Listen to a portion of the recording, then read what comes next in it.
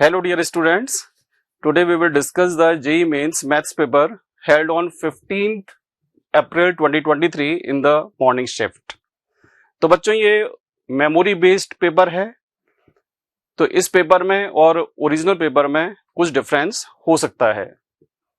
So this is your question number 1 कि find 3 digit number divisible by 3 made from the digits 1, 3, 5, 8। तो 1, 3, 5, 8 का इस्तेमाल करते हुए 3 डिजिट्स के कितने ऐसे नंबर बना सकते हैं जो कि 3 से डिविजिबल है।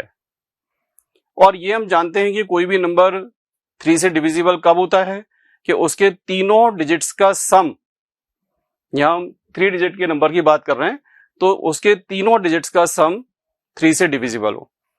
सो here different cases are possible 1, 3, 5, 8 को यूज करते हुए। ओके, सो 1, 1, 1 कि हमने 3 1 ले लिए, तो इससे कितने नंबर बनेंगे? Only 1। Then we can take 3, 3, 3, only 1 number. 5, 5, 5, इससे एक नंबर बन जाएगा। 8, 8, 8, क्योंकि यहां 8, 8, 8 का मतलब तीनों डिजिट्स का सम 24 हो गया। ओके, तो ये तो हमने 1, 3, 5, 8 को यूज कर करके हमने इतने ये नंबर्स बना लिए।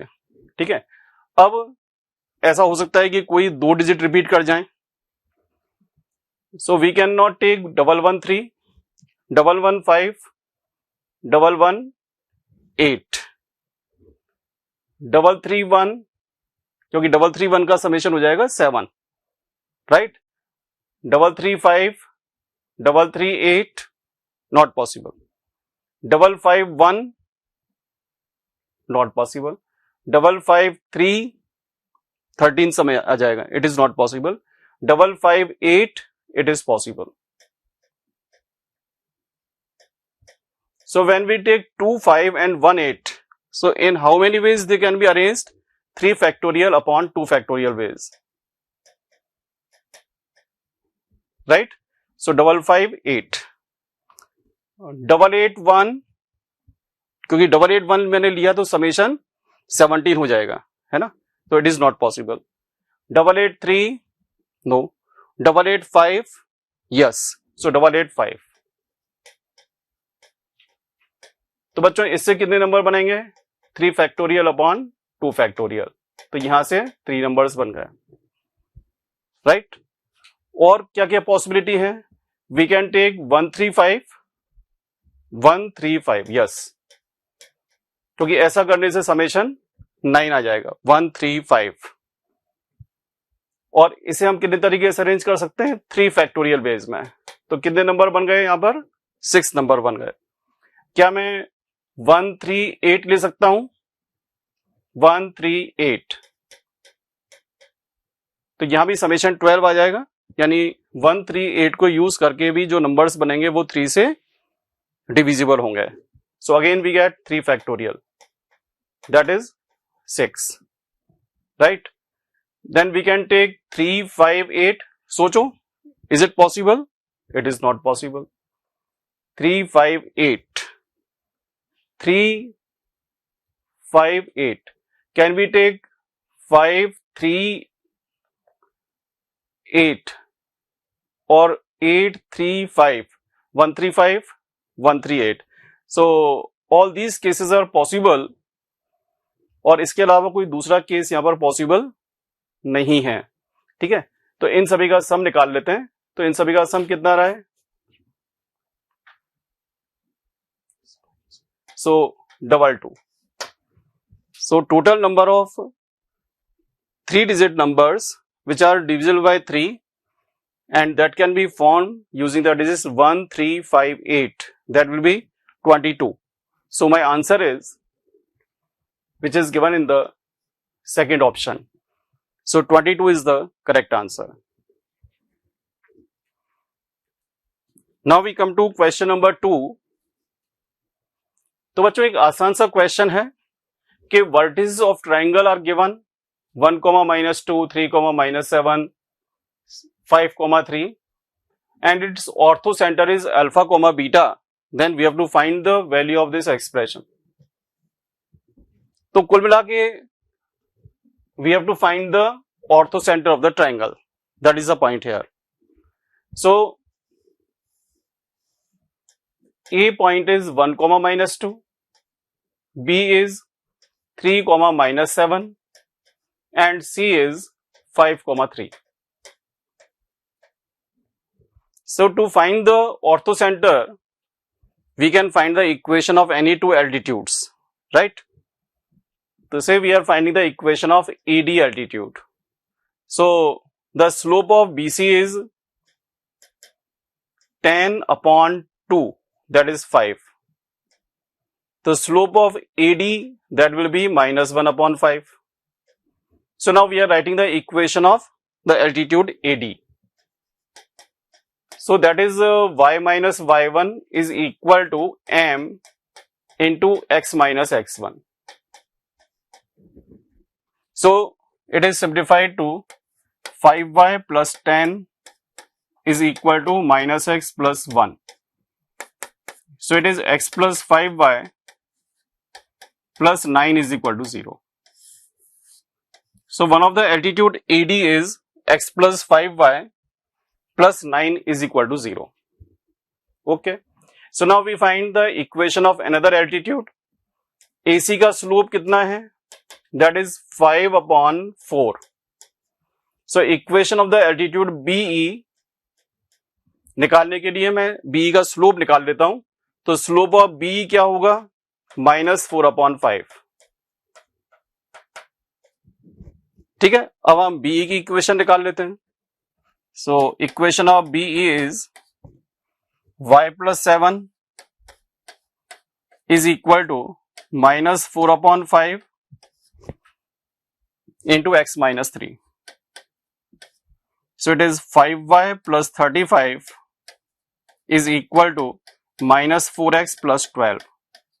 So 4x plus 5y plus 23 is equal to 0. ठीक है बच्चों. तो ये दोनों एल्टीट्यूड्स अपने को मिल गए. अब इनका पॉइंट ऑफ इंटरसेक्शन निकाल लेते हैं. तो दोनों इक्वेशंस को सॉल्व किया, यानी दोनों इक्वेशन को मैंने सबट्रैक्ट कर दिया. तो दोनों इक्वेशन को सबट्रैक्ट करने से 3x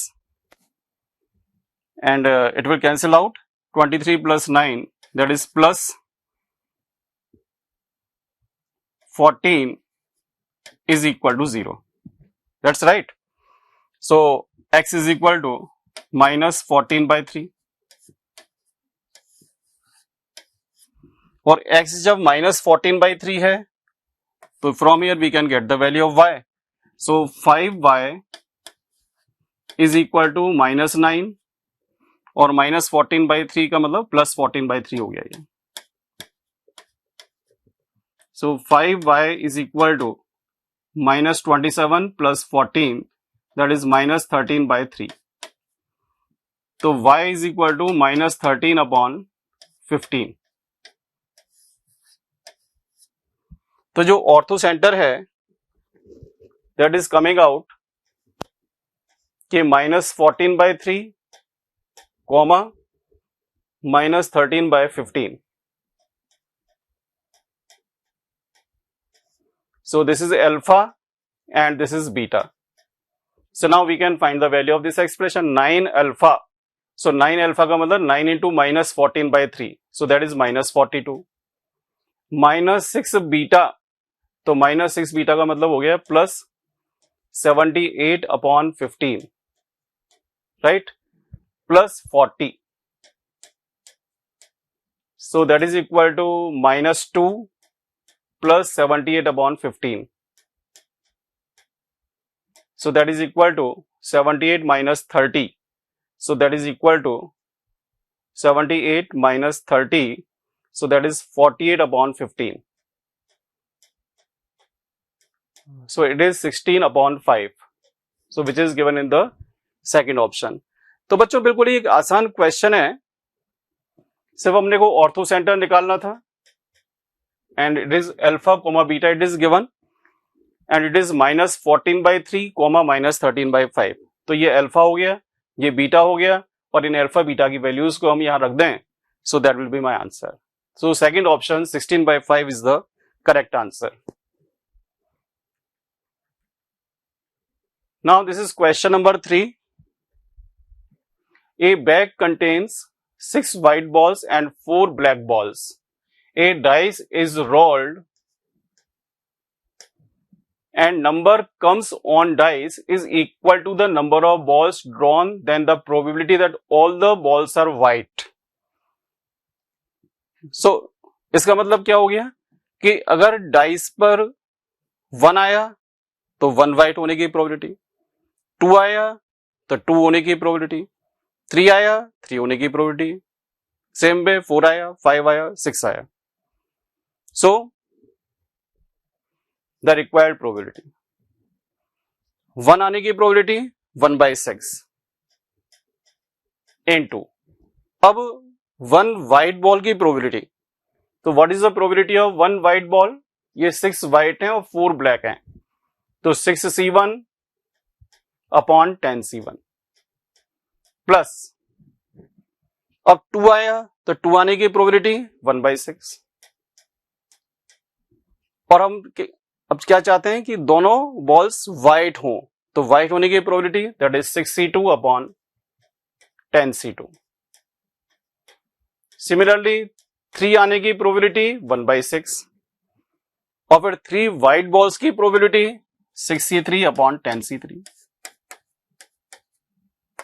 4 आने की प्रोबेबिलिटी और 4 व्हाइट बॉल्स की probability it is 10C3. 4 white balls की probability 6C4 upon 10C4 plus 1/6 into 6C5 upon 10C5 plus 1/6 into 6C6 upon 10C6. ये लास्ट वाला केस कौन सा है? 1/6 इंटू 6C6 अपॉन 10C6 कि जब नंबर डाइस के ऊपर 6 आया जिसकी प्रोबेबिलिटी 1/6 हो गई और फिर 6 व्हाइट बॉल्स निकले, तो 6 व्हाइट बॉल्स की प्रोबेबिलिटी क्या होगी? That is 6C4 upon 10C6. Okay, और बच्चों जब इसे आप सिंप्लीफाई करोगे so you will get 1/5 which is given in the A option. So first option is the correct answer. First option is the correct answer.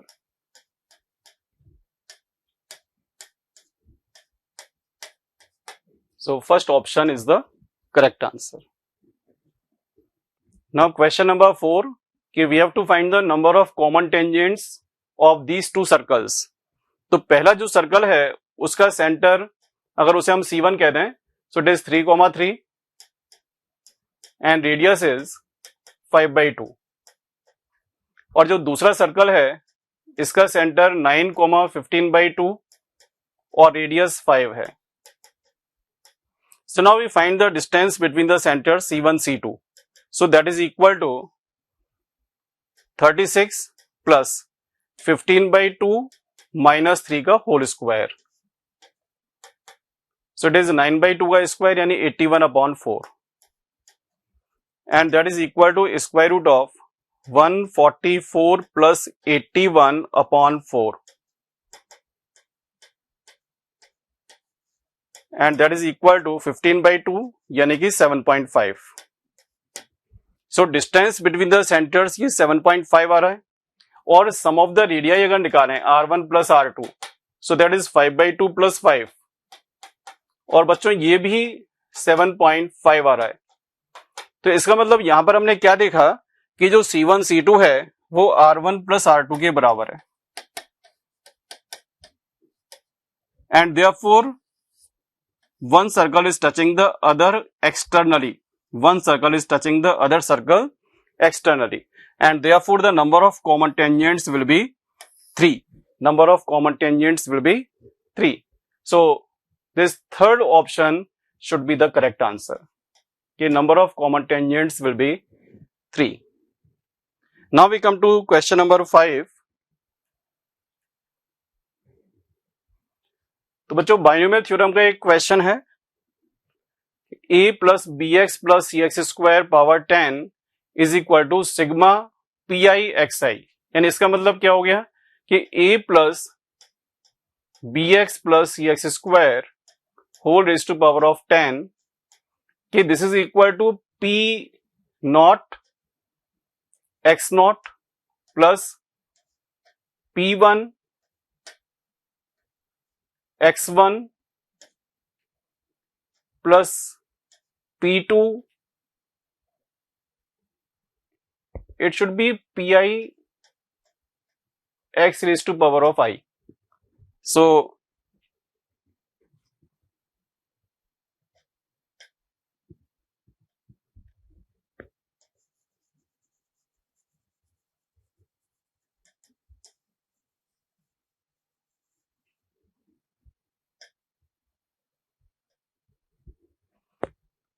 So it will be P naught plus P1 x plus P2 x square P3 x cube and so on. और इस question में ये भी mention है कि A, B, C are the natural numbers, A, B, C are the natural numbers. ठीक है बच्चों, तो a plus B X plus C X square whole raise to power of 10 का expansion it is P naught plus P one X plus P two X square plus P three X cube and so on, and we are given P1 is 20 and P2 is 210।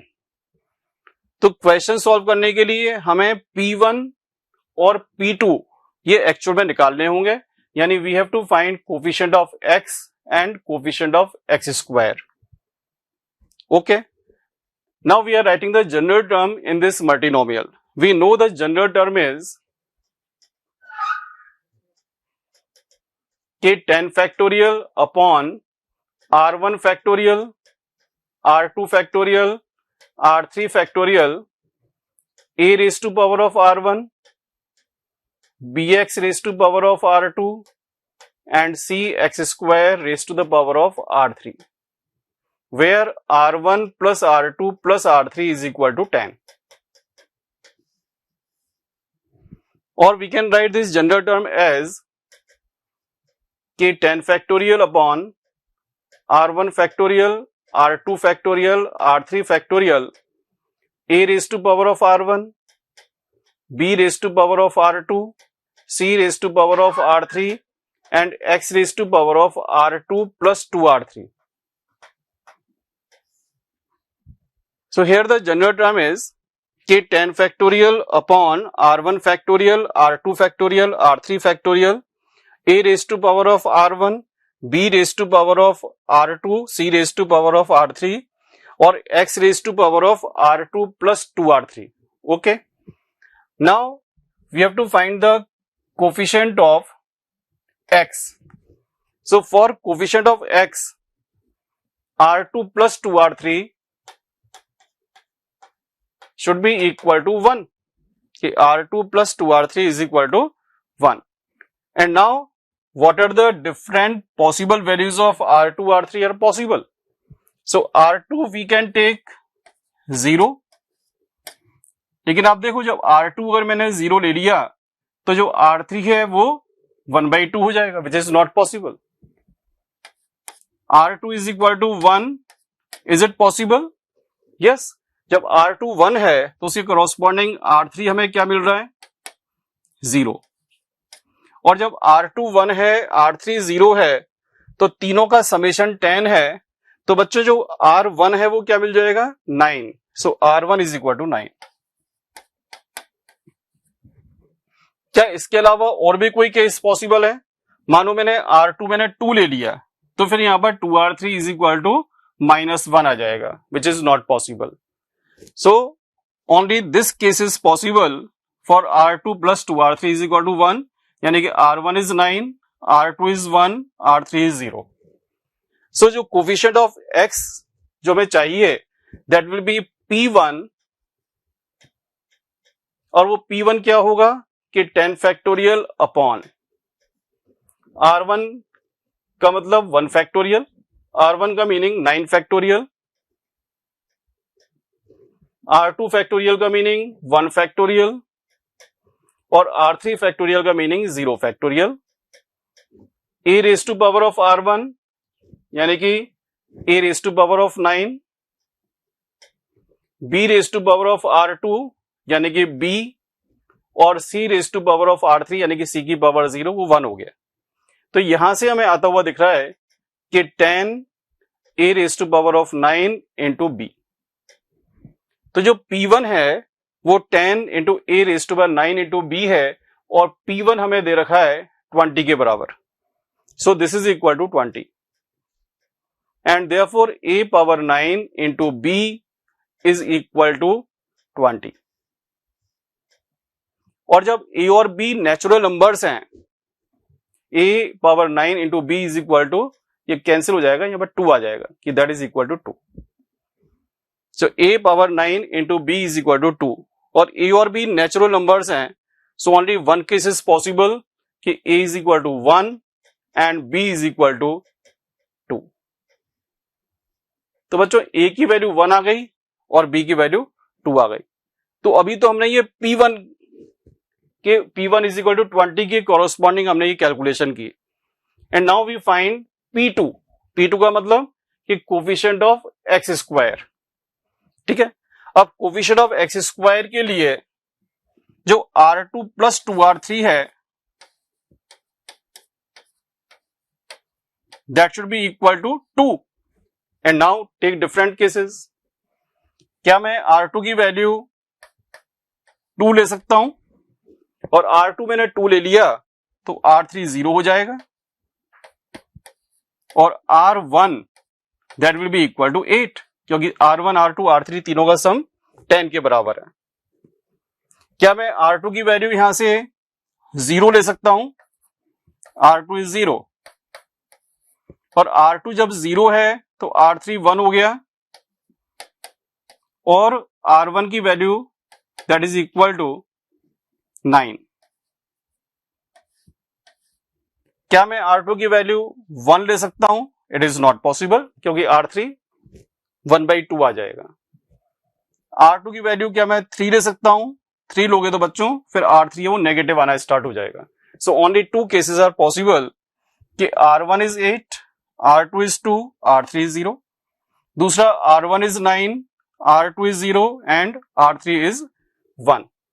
Now corresponding to these values, what we get the coefficient of x square that will be P2, that is coefficient of x square.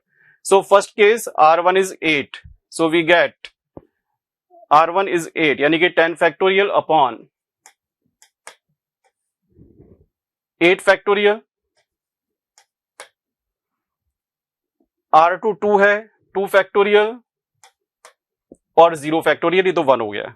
ठीक है, a raise to power of R1 यानी कि a raise to power of 8, b raise to power of R2 यानी कि b square और c raise to power R3 यानी कि c की पावर 0, तो वो तो 1 हो जाएगा। ठीक है, प्लस दूसरा केस कि 10 factorial upon 0 factorial 1 factorial 9 factorial. So here 1 factorial 9 factorial, 0 factorial तो 1 होता है इनटू a की पावर R1 यानी a की पावर 9, b की पावर में R2 यानी कि b की पावर में 0, तो वो तो 1 हो गया, और c की पावर में R3 तो ये c हो गया। So that is simplified to 10 into 9 90/2 यानी कि 45 a raise to power 8 into b square plus and that is 10 a raise to power of, this is a raise to power of 9 into c। a की वैल्यू बच्चों हम पहले निकाल चुके हैं और a कितना निकला था 1, b is 2, so when a is 1 b is 2 we get 45 into 4 plus a is 1 and c जो कि अपने को नहीं मालूम उसको हमने c लिख दिया, और ये जो P2 है that is 180 प्लस 10C, और ये किसके बराबर दे रखा है आपने को, P2 is 210.